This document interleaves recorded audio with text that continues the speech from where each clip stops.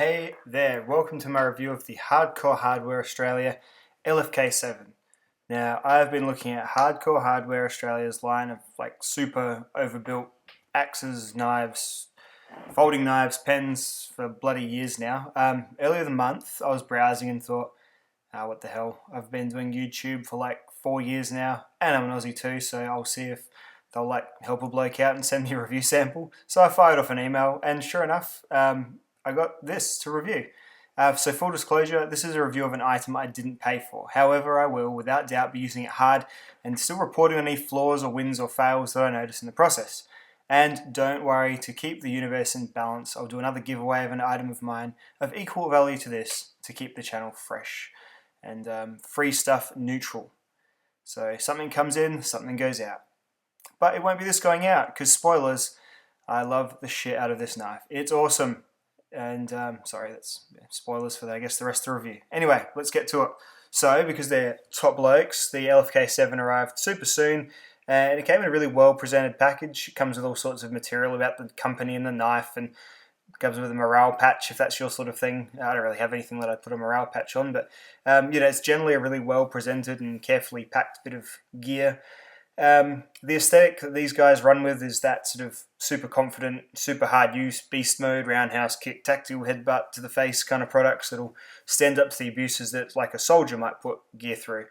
Now, I'm certainly not a soldier, as you can probably tell by my general appearance, but I definitely didn't go easy on this little knife. So let's talk about the basics first, I guess. The LFK stands for light field knife, I reckon. They've got the other line of BFKs and MFKs. It's kind of that double entendre. The F stands for something else, but field I think is the official. This one comes, it's number 7 because there's a whole bunch of different blade styles. So there's I think 1 through 5, no 6, 7 maybe. I think they rotate their stuff a bit. So this one's like a modified drop point, which looks a bit like a Tanto to me, although there's a proper Tanto one as well. Did I mention this thing is super thick? It is. It's about a 1/4 inch thick, and yeah, it feels pretty indestructible.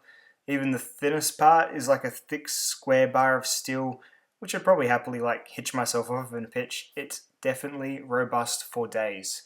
The blade, 70 millimeters long, which is 2.75 inches. Whole thing's a pretty compact 173 millimeters, 6.81 inches. Let's look at it against the Spyderco Paramilitary 2. The Falcon F1, Spyderco Man Bug, Cold Steel Trailmaster, and an overweight British short hair cat. Just to go over that thickness again, this is it next to the Trailmaster, which is the thickest knife ever, and it's almost there. And this is it next to the F1, which is a touch thinner, so it's between those two. Very, very thick for a knife this short.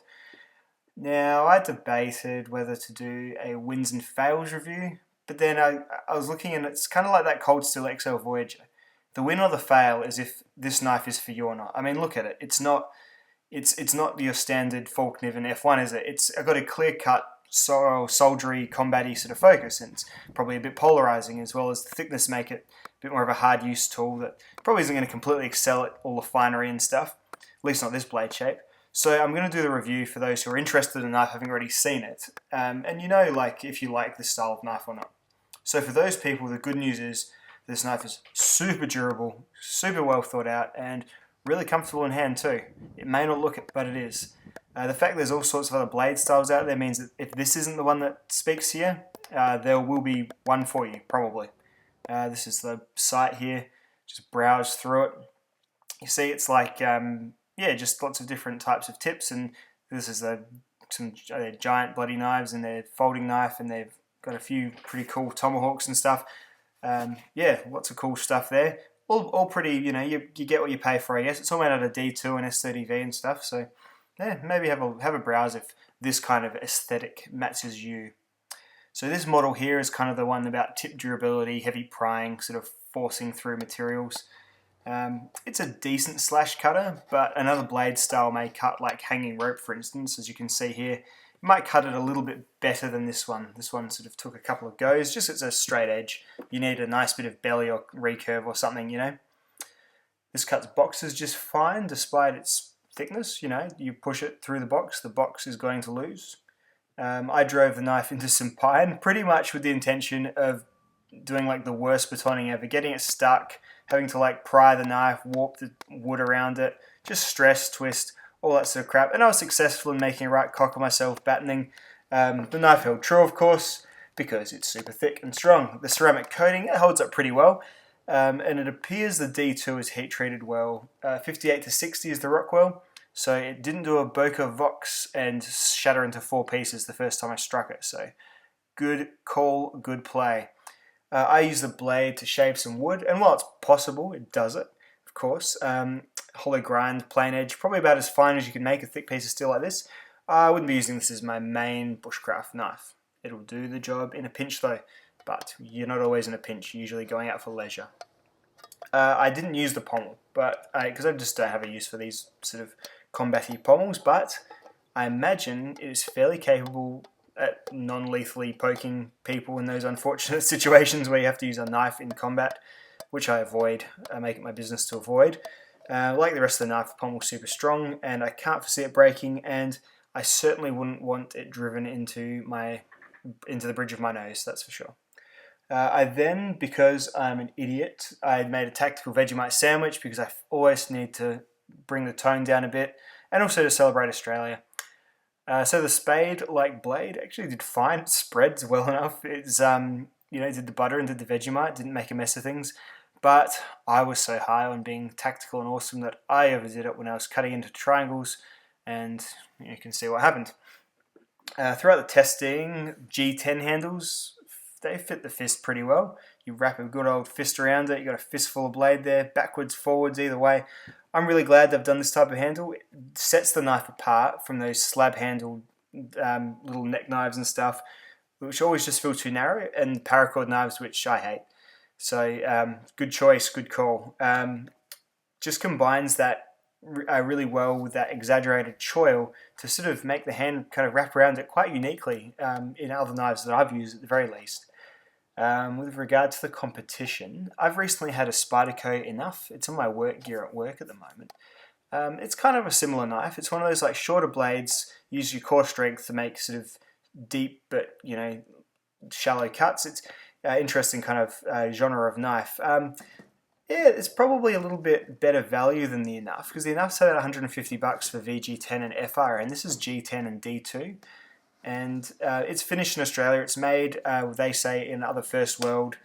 So I assume by first world they mean not, Nairobi or the Bangladesh or whatever. So it's made elsewhere, but it's finished in Australia. So for that price, I think it's probably better value than the Enough.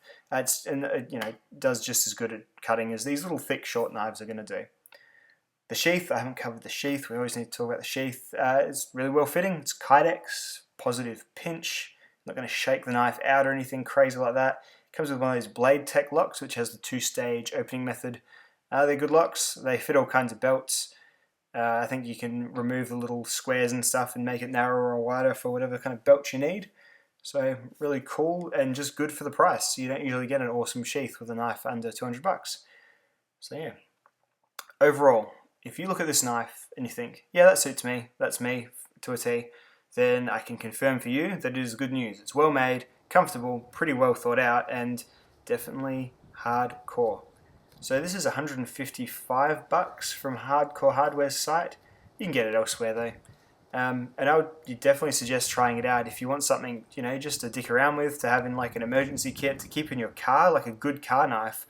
You could use this to say if you had a front end collision or something, you could probably pry your bloody bonnet open with it. It's that bloody strong, so might be an idea there too. Anyway, thank you for this. Thanks to Hardcore Hardware for sending it out to me. That was very cool of you guys supporting a channel like mine. And thanks for watching it. And please don't call me a shill in the comments, because I will send something else out of my collection to stay neutral, because I'm all about neutrality. I'm not doing this to make money. All right, I'll see you in the next video, dudes. Peace out, y'all.